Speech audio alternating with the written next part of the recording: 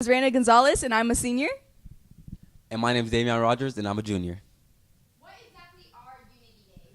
Unity Days are where we take a group of individuals into the gym, and we start to speak about things that go on in their life, whether they be at school or at home. And we talk about the things that propel them forward in life or maybe push them back, and whether we can keep them on the good path throughout the rest of their life. Who participated in Unity Days? The entire sophomore class participated in Unity Days, and seniors and juniors were selected to be leaders. What did you get out of Unity Day? What I got out of Unity Day is that no one is alone in whatever struggle they're going through, and that if we all just united in order to focus on more of an inside perspective of people than what's on the outside, then we can make not only our lives a better place, but the world as well.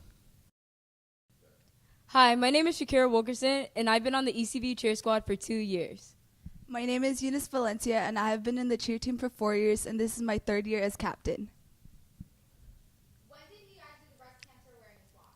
We did the breast cancer awareness walk Sunday, October 15th, 2017.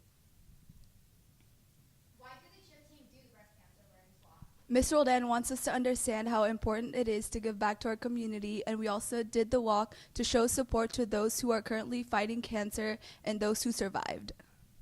We also felt that it was a very important cause because many people are affected by cancer. How much money did you guys raise this year? The ECV cheer squad raised over $1,500 by selling t-shirts, bracelets, pens, and pencils. Will you continue to do this in the future? Yes, because we thought it was such a great thing, and we saw how amazing it is to have so many people come together for the same cause. Also, there were over 25,000 people who participated in the walk. Introduce yourself, please.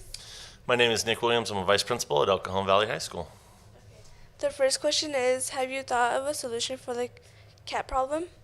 Absolutely, we have. We have a group coming in called Wild at Hearts that's going to trap the cats and relocate them. Our cats are feral cats, so they can't be really turned into house cats. So this group looks for people who have barns or large spaces on their properties on like farms and ranches where they can release the cats. And they also look for people that are willing to take the cats in groups, because basically the cats have formed families with each other. They all kind of snuggle up together at night in little groups. So we're looking for people that have like maybe a rat problem in their horse barn or their barn. And this group will relocate to those type of people so that so the cats are still able to be outside most of the time, but have shelter at night from rain and cold and things like that. Are the cats going to be safe? Yes, the whole purpose of this group is to trap the cats safely and release them back to a safe environment. What did you do differently in the haunted house from the past years? So last year what we did was we had kind of like a ride system where carts were being pushed through the actual weld shop. This year we have decided to expand the haunted house to the outsides. And then there's different structures outside, and then there's also a structure inside. And it's where everyone else is walking through. So it's different than last year. Who came up with the idea of the haunted house? What do you mean?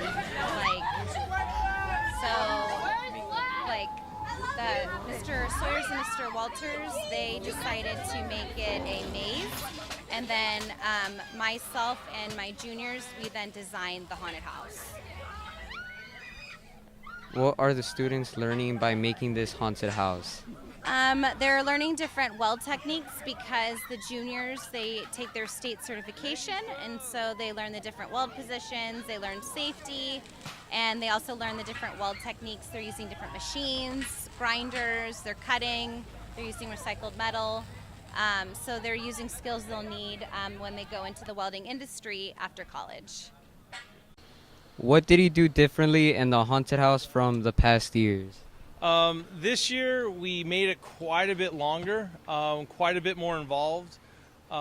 We started off with an essential question of what is scared, and that was really addressed in their history and their English classes, and then from there they designed certain themes within it, and then took those themes and made those themes into a longer haunted house that's a maze this year. So quite a bit different from prior years with the whole maze, the length, and the essential question of what is scared.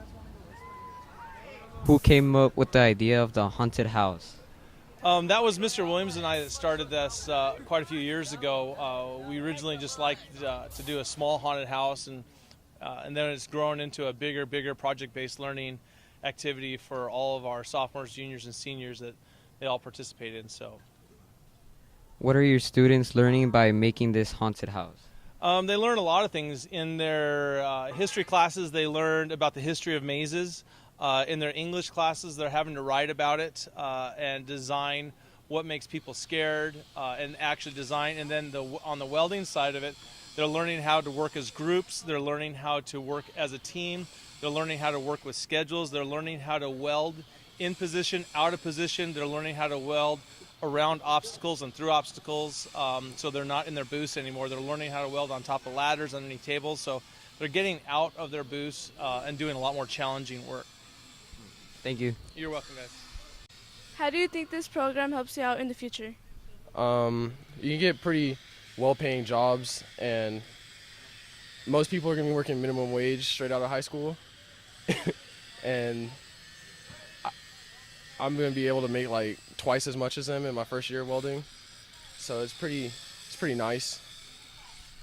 Do you think this program is helpful for the incoming freshmen? If you really think about it, if you like setting stuff on fire, I guess it's really helpful for you. And it's really just your future. I mean, if you want to do something that's fun, then take welding. And do you think this program has helped you a lot? I've definitely grown as a person through it. You do some pretty tough working stuff, and it's just really just preparing you for what you can do in your future. Thank you. Introduce yourself, please. My name is Sebastian Sanchez Sousa. Marlon Rodriguez Pelayo, Góngora Góngora. How does the welding program help with you in the future? This will help us in the future because we can earn certificates and then get the attention of jobs, which will pay us more. How does the haunted house help you improve your skills? It helps me become a better welder by the help with my friends and my teachers, and it just helped me become a better person in general. Okay, thank you.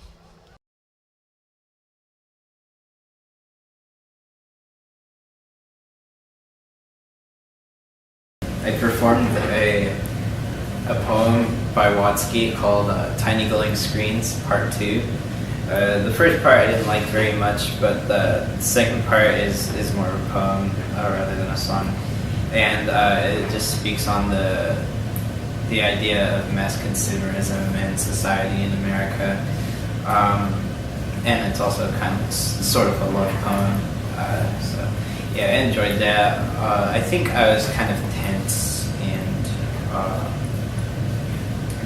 there's just general room to improve, but overall I enjoyed it. I was speaking, the audio kind of sounded like muffled, like it was a little bit heavy on the treble side, but once I was once I was on the other side of the stage, it seemed like the audio was running fine, so good job to the sound people. It is definitely a good performing experience. That's kind of my forte, so yeah, I plan to sign up for open mic in December. Every day, as long as we have breath, and as long as we have a chance, it's a good day. To be a good leader, you have to have in your heart, you have to want to serve people, and you have to want to help the people around you.